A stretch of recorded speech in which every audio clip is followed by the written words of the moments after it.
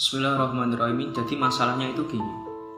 Ini mungkin sering terjadi di masyarakat ketika seorang istri ditinggal minggat bojone.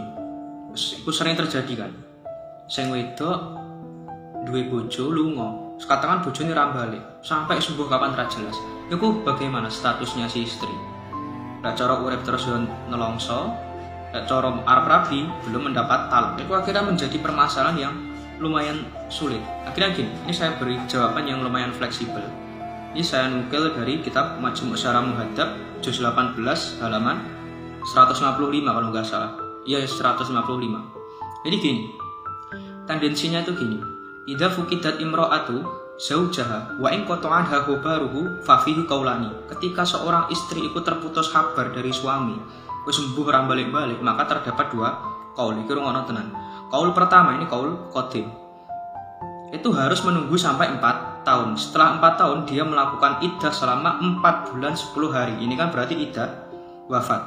Setelah ini baru boleh menikah. Ini baru boleh menikah lagi. Setelah menunggu 4 tahun terus melakukan iddah selama 4 bulan 10 hari.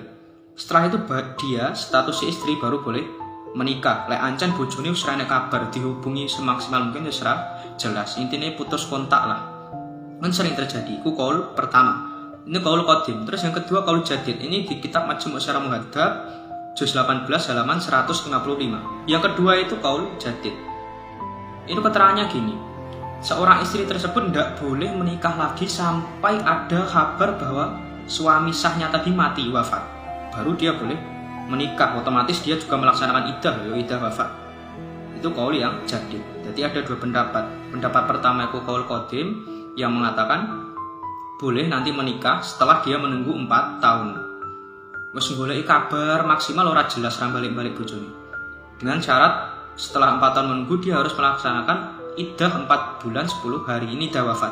Terus yang qaul jadid ini enggak boleh menikah sampai ada kabar jelas bahwa suami sahnya mati atau meninggal. Terus makan oleh golek bojo iku sing jelas. Maksudnya gini loh. Sama ketika mendapati permasalahan dalam masalah nikah, talak atau dan lain sebagainya, itu rumit permasalahannya, rumit. Apabila di zaman-zaman sekarang, kayak masalah ngenten ini saya usahakan cari di Fathul Mu'in itu lumayan ribet, baru menemukan redaksi atau referensi di kitab Majmu' Syarah Muhadzab.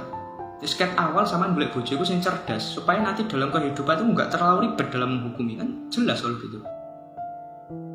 Bismillahirrahmanirrahim. Jadi ini masalah napa tato gitu. Kan sering gitu yang niku tatonan enten lah sebagian saking sedereke kita sedanten niku sing tatonan. Dadi ngeten nggih. Masalah tato ketika lek cara tato punika dilakoni, jadi membuat tato itu dilakukan setelah dia masuk usia balik dan bighairi hajat, dengan tanpa adanya hajat, maka itu hukum menghilangkan tato wajib. Tapi nek tapi nih hukum menghilangkan tato, lek cara tato itu mau dibuat setelah dia masuk usia balik dan bighairi hajat, tanpa adanya hajat, itu hukum menghilangkan tato nih wajib. Tapi lek cara menghilangkan itu berpotensi menyakiti diri atau sudah nggak memungkinkan untuk diilangi, sebuah mergo randuwe duwe lah, sebuah mergo semakin dapat menyakiti diri, ojo di setrika. Lek setrika itu jenis sama nyak melarani awak, itu nggak oleh. Jadi ketika tato itu memang nggak bisa dihilangi, nah cara dihilangi itu membahayakan diri sendiri atau memang biaya yang sangat mahal, sampean nggak usah ilangi, buatan masalah. Masalah mandi junub, masalah wudu ini tetap sah walaupun sampean punya tato. Soalnya memang sudah nggak ada kemungkinan lagi sama ngilangi. Arep disetrika yo nggak oleh, soalnya dapat melarani awak. Arep diilangi neng tukang tato biayanya larang, guys. Buatan nopo-nopo sampean wudu, sampean junub ini buatan mandi junub buatan masalah. Soalnya memang nggak ada kemungkinan lagi. Arep piye? Arep diilangi neng tukang tato nggih larang. Arep disetrika nggih mboten angsal teng pikih nglarani awak. Jadi mboten napa-napa sampean tetep tatonan. Soalnya wis gak enek kemungkinan sampean ngilangi. Arep diilangi gawe setrika yo gak oleh. Arep neng tukang tato yo larang. Iku keterangane enten teng kitab Hasyiah I'anatul Thalibin karangan Syekh Abi Bakar Syatto. Terus kesimpulan ini aku ngenten. Ini dalam kitab Salalemul Fudhola. Asyari'atu kasafinati wa tariqatu kal bahri, terus wa haqiqatun durun gola. Jadi safinah itu perahu kan. Jadi syariat itu diumpamakan seperti perahu. Terus wa tariqatu kal bahri. Terus thariqah itu diibaratkan sebagai lautan. Terus yang terakhir, wa haqiqatun durun gola, hakikat itu disamakan seperti halnya durun gola itu mutiara yang mahal harganya atau mutiara yang berharga. Maksudnya gini, sampean bagaimana bisa mengaku-ngaku telah hakikat sedangkan syariatnya sampean murat-marit? Bagaimana mungkin sampean sampai taraf hakikat sedangkan ilmu syariat atau ilmu fikihnya masih sangat minim?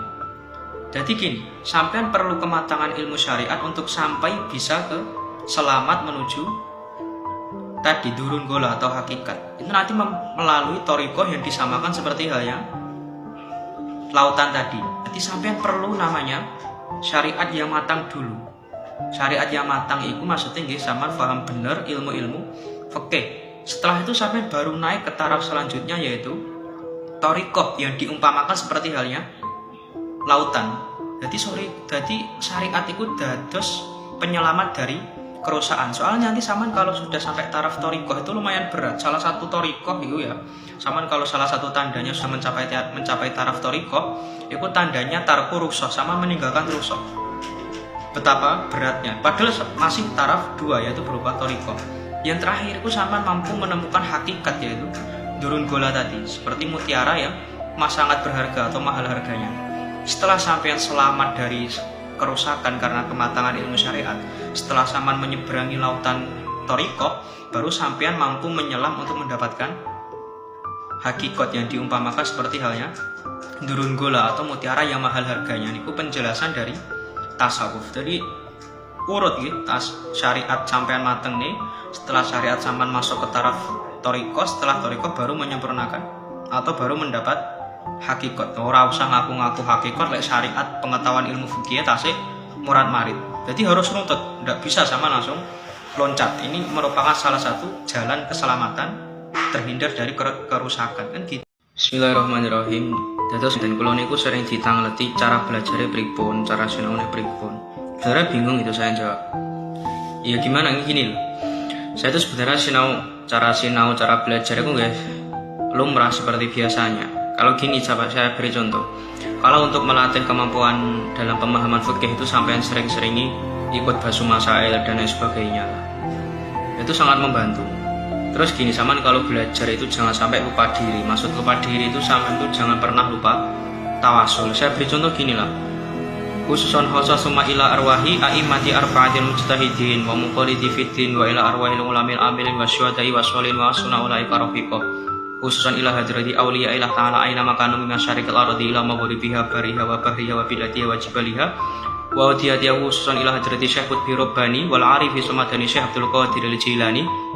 Kalau saya itu saya imbui lagi wa Syekhana Syekh Bahaiddin An-Naqsabandi, Syekhana Biasana Syadili, Syekhana Abi Qasim Junaidi Al-Baghdadi, Syekhana Abi Hamid Muhammad bin Muhammad Al-Ghazali, lalu ke musannaf. Terus gini sama imbui wa masyaihi wa masyaihi wa aswajihim wa dzurriyyatihim wa waladihim. Terus wa man tabi'ahum bi ihsani ila yaumiddin dan lain sebagainya. Terus jangan lupa juga sama niku sering ke makbaroh. Atau saya itu enggak, alhamdulillah sampai sekarang enggak pernah megang kitab tanpa wudu. Itu sebagai adab. Tapi mau bagaimanapun itu enggak wajib ya. Megang kitab tanpa wudu itu enggak masalah sebenarnya, tapi untuk menjaga adab kan sebaiknya dengan menggunakan wudu. Terus saya itu kalau sinau itu menirukan Imam Malik. Maksudnya gini, kalau sampai ngadep kitab itu diusahakan memakai pakaian yang terbaik, menggunakan wangi-wangian dan menggunakan wudu. Tidak terlalu ribet intinya sama sinau pun saya sangat ya, pun apik banget. Nah, terus saya itu juga alhamdulillah itu nggak pernah lupa tawasul ke masayih, ke para masayih. Saya beri contoh gini. Khususan khosah ila jami'i masayhi matir boyo, khususan ila Syekhana Abdul Karim, Syekh Marsukid Dahlan, Syekhana Marus Ali, Syekhana Muhammad Usman Al-Isaki, Syekhana Asrari Al-Isaki, khususan khosah wa murabbiruna Syekh Imam Yahya Mahrus dan lain sebagainya, sekeluarga, seanak turunnya. Itu sehingga gini, dalam masalah belajar itu saman akan benar-benar cinta itu ke ilmu tanpa meninggalkan adab. Itu paling penting.